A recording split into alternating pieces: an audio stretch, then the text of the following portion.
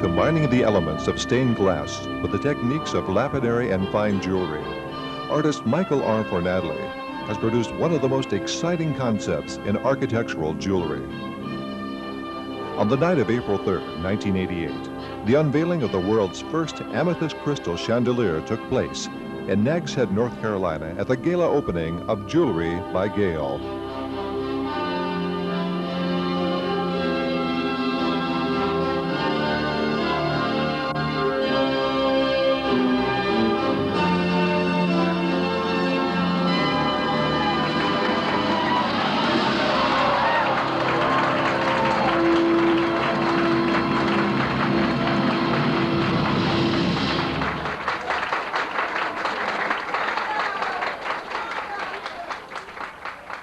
Here's Gail Kowalski, owner of Jewelry by Gail. Mike and I met each other about a year ago, last spring, and we were in the process of deciding what we were going to do with the ceiling in the new shop. We knew we were going to have a very dramatic ceiling, and I did not want anything that was ordinary or normal or expected in the new shop. And I did want something that related to the work we do, which is custom jewelry with precious gemstones and such. And as Mike and I were talking, he makes gemstone lamps from slabs of agate and rose quartz and such. And I suggested to him and asked him, what's the possibility of making a chandelier from amethyst crystals? And he said, well, I've never tried it before, but I'm game. Let's give it a go. And hence, the very first entirely made of amethyst crystal chandelier has been born. And it is in our new showroom. And it is the very first piece of architectural jewelry made from real precious gemstone material. And it is a one of a kind, and it is beautiful, and came straight from the heart. We have had people coming in because they've heard about it, they've read about it, they've seen it on television, and they come in just to see it, and they are in wonderment about it. They don't know what to expect, and the chandelier does not disappoint them. And people come in to take pictures of it, and magnificent and beautiful are the comments they say, and I'm just happy they're not disappointed. Smaller lamps are available in a variety of stones, some with nightlight bases. Made from green moss agate, this lamp is titled Mountains in Springtime, from carnelian agate, African Sunrise. Made from rose quartz, this lamp is entitled Softly Like a Baby's Breath. Made from chrysocolla quartz, Night in the Forest. And from Madagascar spar, this lamp is titled Red Sky at Night.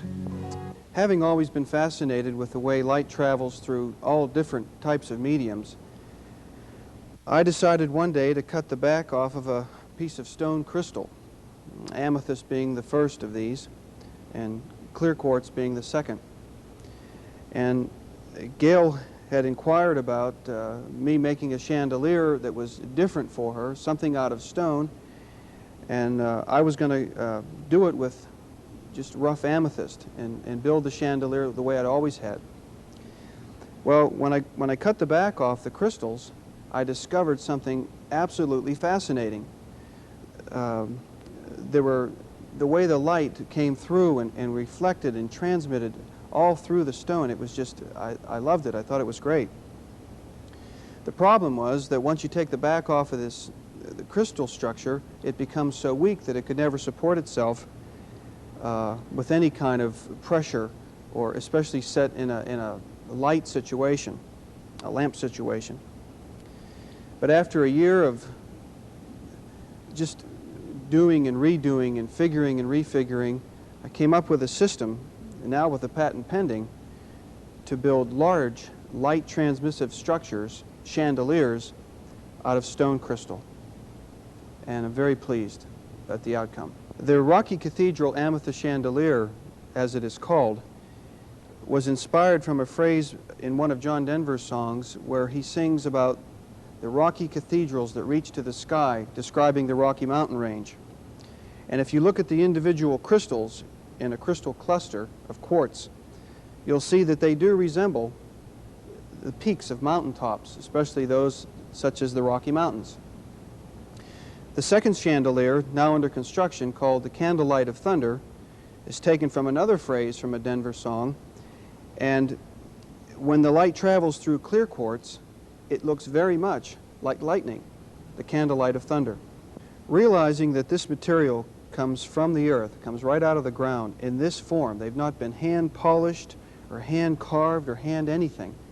All I did was take the back off and replace the back to make it strong enough to withstand unbelievable pressure and transmit light right through the stone, much as you would see in a ring or a piece of jewelry that someone would wear. Working with the material is quite tedious. Cuts and burns are common, but the end result is so natural and so flowing and so majestic that it produces the type of reaction that we saw earlier when the chandelier was lit in front of almost 600 people. And that's the joy that I find in my work, bringing such satisfaction to the viewer. An artist could not ask for more than that.